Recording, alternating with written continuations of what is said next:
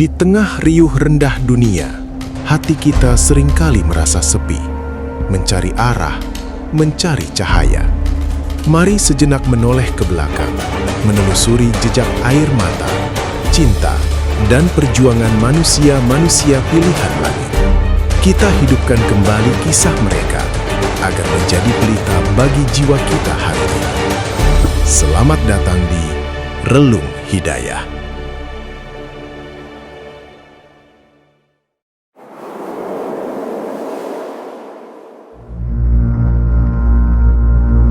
Ada jenis kesepian yang tidak bisa disembuhkan oleh keramaian. Ada jenis kesedihan yang tak bisa dihapus hanya dengan kata-kata sabar. Malam itu, Mekah terasa begitu dingin. Bukan karena suhu gurun yang menurun drastis, melainkan karena dinginnya hati manusia-manusia di sekitarnya yang telah membeku. Bayangkan, kita berada di sana, di sudut Hijr Ismail yang temaram. Di antara megahnya Ka'bah yang saat itu masih dikelilingi ratusan berhala yang membisu, duduk seorang laki-laki yang agung. Bahunya yang biasa tegap memikul risalah langit, malam itu tampak sedikit turun. Wajah yang biasanya memancarkan cahaya optimisme, malam itu basah oleh sisa-sisa air mata munajat. Dunia sedang tidak ramah kepadanya. Bumi seolah menyempit, menghimpit dada manusia paling mulia ini. Jika kita bisa mendengar detak jantung beliau saat itu, mungkin kita akan mendengar gema kepedihan yang sangat dalam. Ini bukan kisah tentang seorang pahlawan yang tak terkalahkan. Ini adalah kisah tentang seorang hamba yang hatinya sedang memar, seorang manusia yang butuh pelukan. Sebelum kita bicara tentang langit yang terbelah dan perjalanan cahaya, mari kita selami dulu gelapnya malam itu. Malam di mana Tuhan memutuskan untuk mengundang kekasihnya pulang sejenak. Sejarah Islam mencatat periode ini dengan nama yang mengiris hati, Amul Husni atau Tahun Kesedihan. Nama ini tidak diberikan sembarangan. Ini adalah tahun di mana dua pilar utama kehidupan Rasulullah SAW runtuh satu persatu. Pertama, perisai besinya patah. Abu Thalib, paman yang membesarkannya sejak kecil, yang pasang badan ketika seluruh Quraisy ingin membunuhnya, wafat. Abu Thalib adalah benteng fisik. Selama pamannya ada, gangguan Quraisy hanya sebatas lisan. Namun begitu beliau wafat, tangan-tangan kasar Quraisy mulai berani menyentuh fisik Rasulullah. Kotoran ditumpahkan di punggungnya saat sholat, lehernya dicekik dengan kain sorban. Pelindung itu telah pergi. Namun, ada luka yang lebih dalam dari sekadar fisik. Luka itu bernama rindu. Tak lama setelah pamannya pergi, Sayyidah Khadijah Al-Kubra, cinta pertama dan belahan jiwanya, juga dipanggil oleh Allah. Wahai sahabat Relung Hidayah, Khadijah bukan sekadar istri. Dialah tempat Rasulullah pulang saat dunia luar menganggapnya gila. Dialah selimut hangat saat Rasulullah menggigil menerima wahyu pertama. Ketika Khadijah wafat, Rasulullah tidak hanya kehilangan istri, tapi kehilangan rumah bagi jiwanya. Rumah itu kini terasa sunyi. Tak ada lagi suara lembut yang berkata, "Demi Allah, dia tidak akan menghinakanmu, wahai Muhammad." Malam semakin larut di Mekah. Di saat penduduk bumi terlelap dalam mimpi-mimpi duniawi mereka, seorang hamba pilihan sedang dibangunkan untuk sebuah realitas yang jauh lebih nyata. Saat itu, Rasulullah sedang berbaring di Hijr Ismail, area setengah lingkaran di samping Ka'bah yang suci. Antara sadar dan tidak, beliau merasakan kehadiran yang luar biasa. Bukan kehadiran yang menakutkan, melainkan kehadiran yang memancarkan ketenangan mutlak. Itu adalah Jibril, sang Ruhul Kudus, yang datang bersama Mikail. Mereka tidak datang dengan gedoran pintu, melainkan dengan kelembutan seorang utusan yang hendak menjemput kekasih rajanya. Jibril mendekat, seolah memberi isyarat.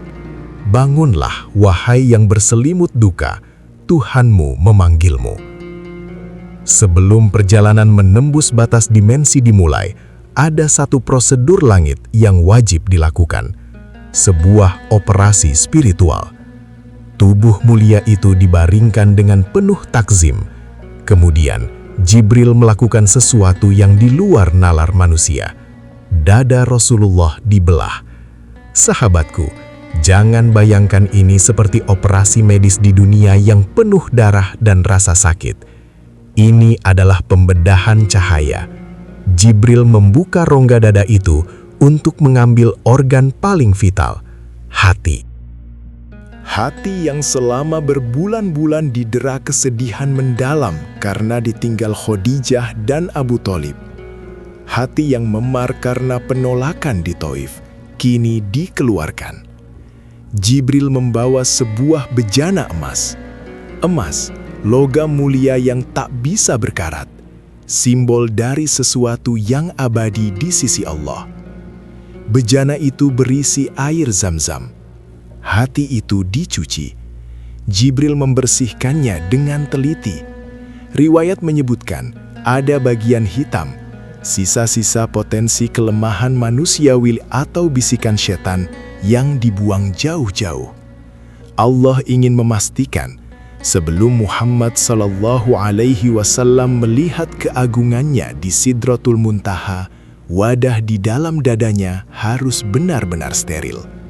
Tidak boleh ada setitik pun keraguan, ketakutan duniawi, atau residu kesedihan yang bisa membuatnya goyah saat berhadapan dengan cahaya di atas cahaya. Setelah bersih, proses belum selesai.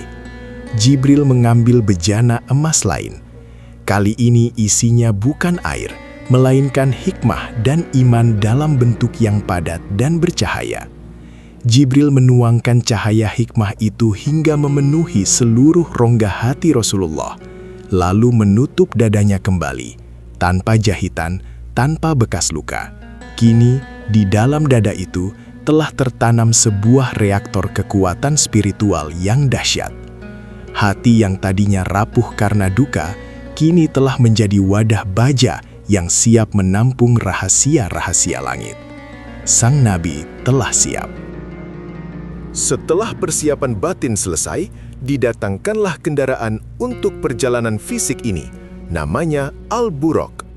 Namanya sendiri berasal dari kata barq, yang berarti kilat. Ini bukan kuda, bukan pula bigal. Ini adalah makhluk surga yang diciptakan dari cahaya. Ukurannya sedikit lebih kecil dari bagal, tapi lebih besar dari keledai, berwarna putih cemerlang. Tubuhnya memancarkan energi yang luar biasa. Ia sempat sedikit liar atau enggan ketika hendak ditunggangi, mungkin karena rasa takzim yang luar biasa menyadari siapa yang akan menaikinya. Jibril menenangkannya, "Tenanglah Buraq, demi Allah, tidak ada manusia yang lebih mulia di sisi Allah yang pernah menunggangimu selain dia." Mendengar itu, Buraq pun tunduk, bahkan dikatakan ia berkeringat karena rasa malu dan hormat. Rasulullah naik ke punggungnya, dan dalam sekejap mereka melesat. Ini bukan perjalanan biasa, ini adalah perjalanan melipat ruang dan waktu. Kaki Buraq mendarat sejauh mata memandang. Bukit pasir, gunung batu, dan lembah-lembah di Jazirah Arab terlewati hanya dalam kedipan mata. Angin malam tidak lagi terasa, digantikan oleh sensasi menembus dimensi. Namun di tengah kecepatan yang tak terbayangkan ini, tiba-tiba ada sesuatu yang menghentikan fokus Rasulullah. Hidung beliau menangkap sebuah aroma. Bukan bau gurun yang kering, bukan pula bau unta. Ini adalah aroma yang sangat wangi. Wangi yang menenangkan jiwa yang gundah, lebih harum dari parfum kasturi terbaik yang pernah ada di pasar Mekah. Aroma itu begitu kuat hingga menembus kecepatan Buraq. Rasulullah bertanya dengan takjub, "Wahai Jibril, aroma wangi apakah ini? Sungguh aku tidak pernah mencium yang seperti ini di bumi." Jibril menjawab, dan jawabannya adalah sebuah kisah yang menggetarkan. Ini adalah wangi Masyitoh, penyisir rambut putri Fir'aun, beserta anak-anaknya. Jibril menceritakan kembali kisah wanita agung itu, bagaimana sisirnya terjatuh, bagaimana ia keceplosan menyebut nama Allah di istana Fir'aun yang mengaku Tuhan. dan bagaimana ia dihadapkan pada pilihan paling mengerikan bagi seorang ibu, iman atau nyawa anak-anaknya. Satu persatu anaknya dilempar ke dalam kuali air mendidih di depan matanya. Hatinya hancur, namun imannya tetap kokoh bagai karang. Hingga giliran bayi digendongannya, Allah mengizinkan bayi itu bicara untuk menguatkan ibunya. "Wahai ibu, sabarlah, sesungguhnya engkau berada di jalan yang benar." Mengapa Allah memperdengarkan kisah ini dan mempertemukan aromanya di tengah perjalanan Isra? Ini adalah cara Allah menghibur nabinya yang sedang berduka di tahun Amul Husni. Allah seolah berbisik, "Lihatlah Muhammad, wanita biasa ini, penderitaannya di dunia begitu mengerikan, tapi kesabarannya telah berubah menjadi parfum abadi yang dicium oleh penduduk langit. Maka, janganlah bersedih atas apa yang menimpamu di Mekah dan Taif. Semua rasa sakitmu demi aku akan menjadi keharuman di keabadian." Dengan hati yang semakin kuat karena hiburan dari kisah Masyitoh, perjalanan agung pun berlanjut menuju tanah Palestina. Perjalanan lintas dimensi itu menemukan titik hentinya di tanah yang diberkahi, Palestina. Tepat di gerbang Baitul Maqdis, kaki Burak kembali menapak bumi. Rasulullah Shallallahu Alaihi Wasallam turun dari kendaraan cahaya itu. Perhatikanlah satu detail kecil ini. Jibril mengikat Burak pada sebuah cincin batu di dinding masjid. Cincin yang sama yang pernah digunakan para nabi terdahulu untuk mengikat tunggangan mereka. Mengapa harus diikat? Bukankah Burak adalah makhluk surga yang pasti patuh? Di sini Allah mengajarkan kita tentang syariat dan hakikat. Meskipun beliau adalah kekasih Allah yang dijaga mukjizat, beliau tetap melakukan ikhtiar manusiawi, mengikat tunggangan. Tawakal tidak menghilangkan usaha. Rasulullah melangkah masuk ke dalam masjid. Suasananya hening, namun bukan keheningan yang kosong. Udara di dalam Baitul Maqdis terasa padat oleh energi spiritual yang luar biasa. Tiba-tiba, mata beliau melihat pemandangan yang menggetarkan jiwa. Ruangan itu tidak kosong. Di sana berdiri ratusan, bahkan ribuan sosok bercahaya. Mereka adalah ruh para nabi dan rasul yang pernah diutus ke muka bumi sejak zaman Adam. Mereka semua telah dibangkitkan secara ruhani oleh Allah malam itu, khusus untuk menyambut sang penutup para nabi. Bayangkan perasaannya. Di Mekah beliau dikucilkan, dianggap gila dan tidak punya teman. Tapi di sini, di jantung Palestina, beliau disambut oleh keluarga besarnya. Para nabi itu memandang beliau dengan tatapan rindu dan hormat. Lalu, suara Jibril memecah keheningan, mengumandangkan iqamah. Panggilan sholat menggema di dinding-dinding batu tua itu. Barisan saf terbentuk dengan rapi.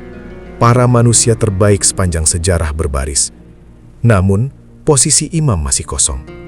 Siapakah yang pantas memimpin sholat di hadapan Ibrahim Khalilullah? Siapakah yang berani berdiri di depan Musa Kalimullah? Jibril memegang tangan Rasulullah Sallallahu Alaihi Wasallam dan membimbingnya maju. "Majulah wahai Muhammad," isyarat Jibril. Malam itu, sejarah langit mencatat sebuah proklamasi agung. Dengan berdirinya beliau sebagai imam, Allah menegaskan bahwa syariat Islam adalah penyempurna dari seluruh risalah terdahulu. Tongkat estafet kenabian telah resmi berpindah ke tangan putra Abdullah. Rasulullah bertakbir, "Allahu Akbar," dan seluruh nabi di belakangnya mengikutinya. Sebuah sholat berjamaah paling dahsyat yang pernah terjadi di muka bumi. Tugas di bumi telah selesai. Kini saatnya Miraj, naik ke atas. Sebuah tangga keemasan diturunkan dari langit, Al-Miraj. Tangga yang keindahannya membuat mata siapapun yang melihatnya terbelalak. Konon, inilah pemandangan yang ditunggu-tunggu setiap mukmin saat nyawanya dicabut. Tangga menuju Tuhannya. Rasulullah dan Jibril menaiki tangga itu, menembus lapisan atmosfer, melewati orbit bintang-bintang, menuju gerbang dimensi yang lebih tinggi, langit pertama. Di langit pertama, Rasulullah bertemu dengan sosok yang akarnya menghujam ke seluruh umat manusia, Nabi Adam AS, Bapa kita semua. Posturnya gagah dan agung.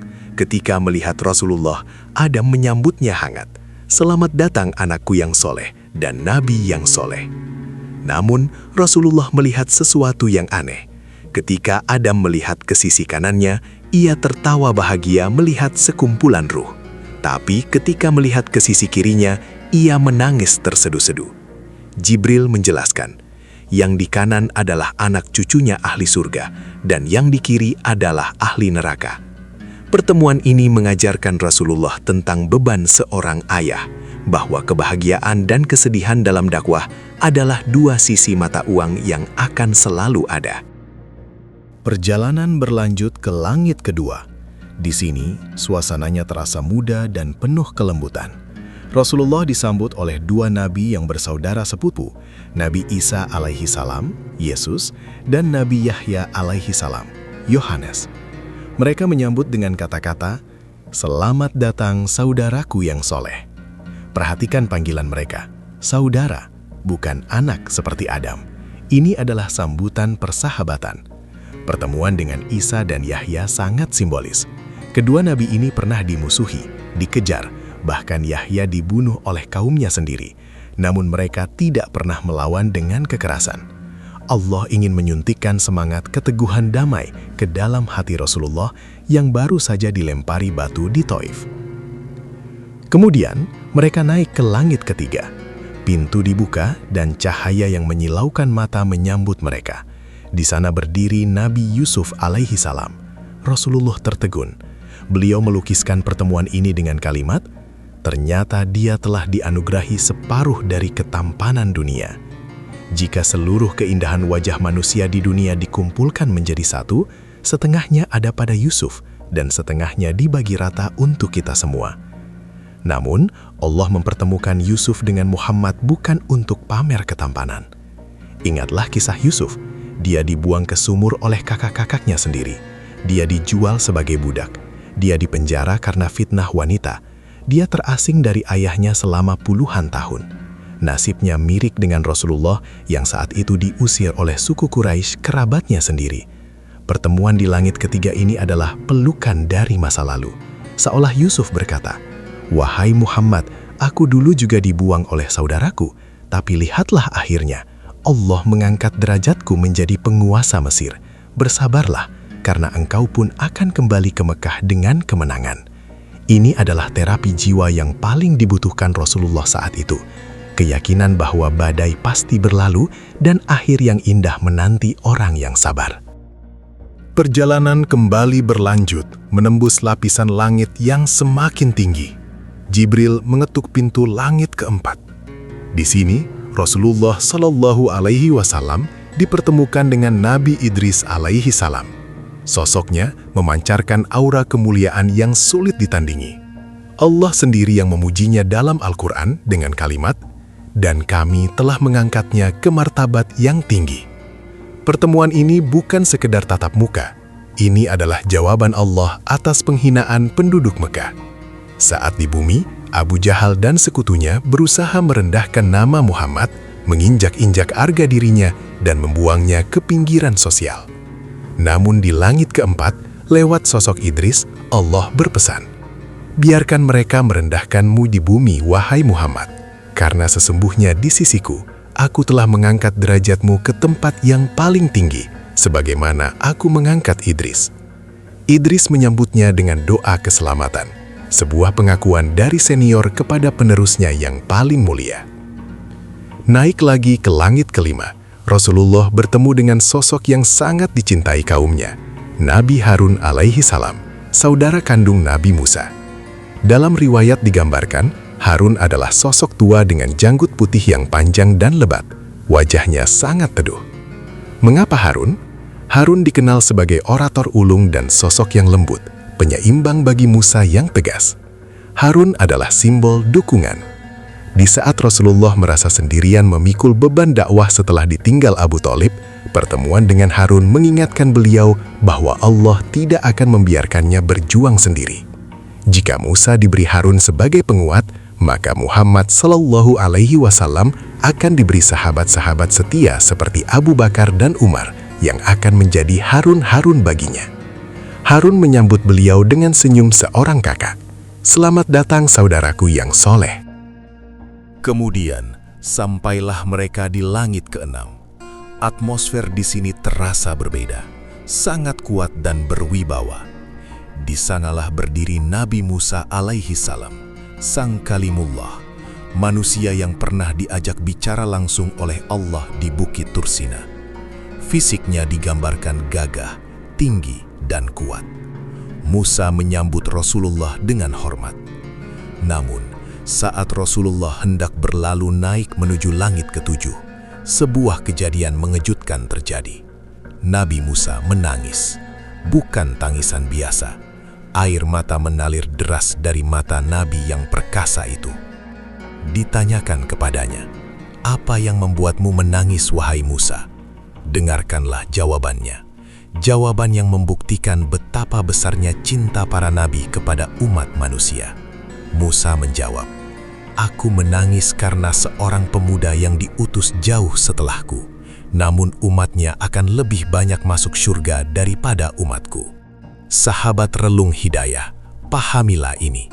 Musa tidak menangis karena dengki atau iri hati. Itu mustahil bagi seorang nabi. Musa menangis karena ghibtoh, rasa sayang dan kompetisi dalam kebaikan. Ia teringat perjuangannya menghadapi Bani Israel yang keras kepala. Ia sedih memikirkan nasib umatnya sendiri. Namun di saat yang sama, ia takjub melihat kemuliaan umat Nabi Muhammad. Tangisan Musa adalah tangisan seorang pemimpin sejati yang memikirkan keselamatan rakyatnya. Dan nanti, kitalah yang akan menjadi saksi betapa pedulinya Musa kepada kita saat perintah sholat diturunkan. Meninggalkan Musa yang masih terharu, Rasulullah naik ke puncak langit fisik, langit ketujuh. Di sanalah beliau melihat Baitul Ma'mur, sebuah bangunan yang sejajar lurus dengan Ka'bah di bumi. Kemuliaannya begitu dahsyat. Setiap hari 70.000 malaikat masuk untuk sholat di dalamnya dan tak pernah keluar lagi hingga hari kiamat. Dan di dekat Baitul Ma'mur itu, duduklah seorang kakek yang wajahnya paling mirip dengan Rasulullah sendiri. Dialah Nabi Ibrahim alaihi salam, Khalilullah, kekasih Allah. Perhatikan posisinya. Beliau sedang duduk bersandar menyandarkan punggungnya ke Baitul Ma'mur. Ini adalah simbol istirahat yang sempurna. Setelah seumur hidup membangun Ka'bah di bumi dan berjuang menegakkan tauhid, kini Ibrahim menikmati hasil perjuangannya bersandar di Ka'bah langit. Nabi Ibrahim tidak hanya menyambut Rasulullah. Beliau menitipkan sebuah pesan khusus untuk kamu, ya, untuk kita umat akhir zaman. Beliau berkata kepada Rasulullah, "Wahai Muhammad, sampaikan salamku kepada umatmu." Bayangkan, bapa para nabi mengirimkan salamnya untuk kita. Lalu beliau melanjutkan wasiatnya. Beritahukan kepada mereka bahwa surga itu tanahnya sangat subur, airnya sangat tawar. Namun tanah itu masih kosong, dan benih tanamannya adalah ucapan, Subhanallah, walhamdulillah, wala ilaha illallah, wallahu akbar. Ibrahim mengajarkan kita cara berinvestasi di keabadian. Setiap zikir yang kita ucapkan di dunia, seketika itu juga tumbuh pohon di surga milik kita. Pertemuan di langit ketujuh ini adalah pertemuan antara sang pendiri pondasi, Ibrahim, dan sang penyempurna bangunan, Muhammad.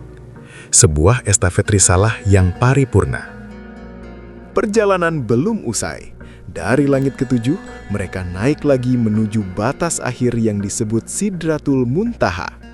Sidrah artinya pohon bidara, Muntaha artinya tempat berakhir. Inilah titik nol dari segala eksistensi makhluk.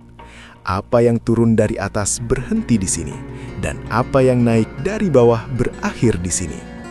Keindahannya, Rasulullah sendiri kehabisan kata-kata untuk melukisnya. Beliau hanya mampu memberikan perumpamaan. Daun-daunnya selebar telinga gajah, dan buah-buahnya sebesar bejana-bejana besar dari daerah Hajar. Namun, bukan bentuk fisiknya yang membuat mata beliau terbelalak, melainkan selubung cahaya yang menutupinya. Dalam Al-Quran disebutkan, ketika sidrah itu diliputi oleh sesuatu yang meliputinya. An-Najm 16. Saat Rasulullah memandangnya, pohon itu diselimuti oleh ribuan makhluk seperti kupu-kupu atau belalang dari emas. Warnanya berubah-ubah dengan keindahan yang tak pernah dilihat mata manusia, tak pernah terdengar telinga, dan tak pernah terlintas di hati siapapun. Di tempat seindah ini, seharusnya hati menjadi tenang, namun sebuah momen perpisahan yang mengharukan terjadi. Jibril alaihi salam, pemimpin para malaikat, sang penyampai wahyu yang perkasa, tiba-tiba berhenti. Langkah kakinya terpaku. Rasulullah menoleh. "Mengapa berhenti di sini, wahai Jibril? Bukankah engkau temanku?" Dengan suara yang bergetar karena rasa takut dan takzim kepada Allah, Jibril menjawab, "Wahai Muhammad, majulah engkau. Demi Allah, jika aku melangkah 1 jengkal saja dari tempat ini, niscaya aku akan terbakar hangus oleh cahaya Allah." Sahabat relung hidayah, renungkanlah momen ini. Jibril, makhluk yang diciptakan dari cahaya, tidak sanggup mendekat kepada sumber cahaya. Tapi Nabi Muhammad SAW, seorang manusia yang diciptakan dari tanah, diizinkan untuk melangkah masuk.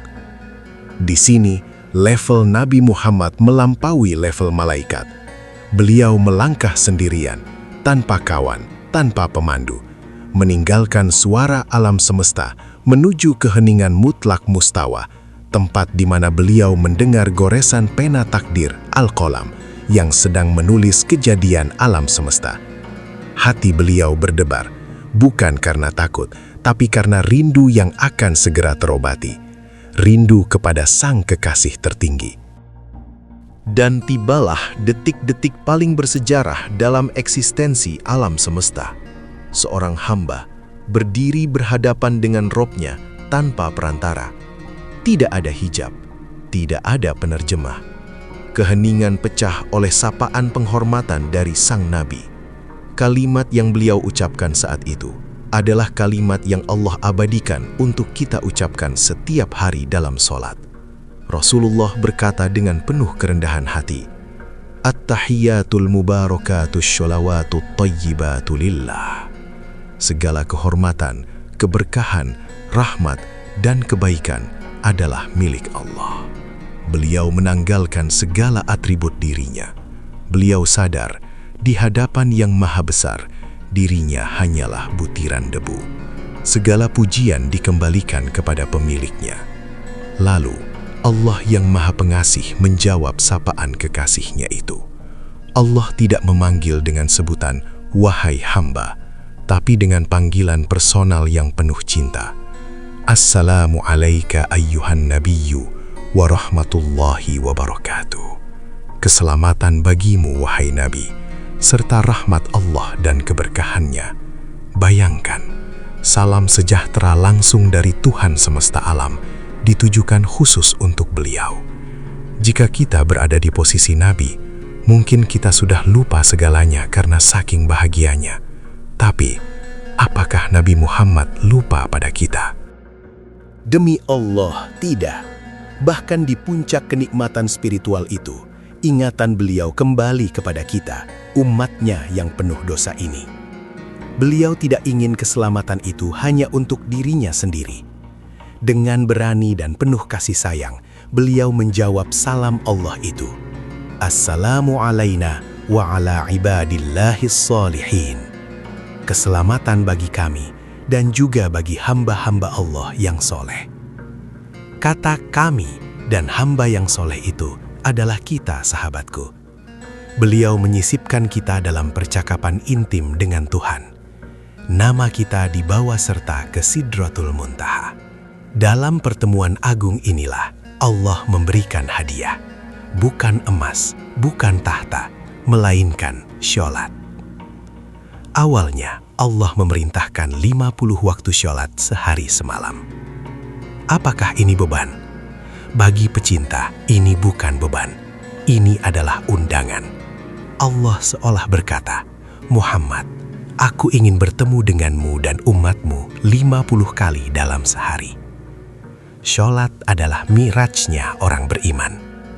Jika Nabi harus naik ke langit untuk bertemu Allah, kita cukup membentangkan sajadah dan bertakbir, maka kita sudah tersambung ke channel yang sama dengan Sidratul Muntaha.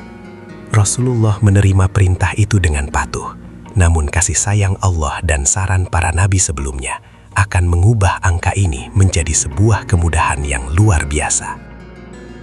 Rasulullah Shallallahu Alaihi Wasallam turun membawa perintah agung itu, 50 waktu sholat sehari semalam. Hati beliau penuh kepatuhan. Bagi seorang pencinta seperti Nabi, 50 kali pertemuan dengan Allah adalah kebahagiaan. Namun, saat beliau melewati langit ke-6, Nabi Musa alaihi salam mencegatnya. "Apa yang dibebankan Tuhanmu kepada umatmu?" tanya Musa. 50 waktu sholat setiap hari, jawab Rasulullah dengan polos. Musa terperanjat. Sebagai nabi yang pernah memimpin Bani Israel, bangsa yang paling keras kepala dan banyak membangkang, Musa memiliki pengalaman lapangan yang luas.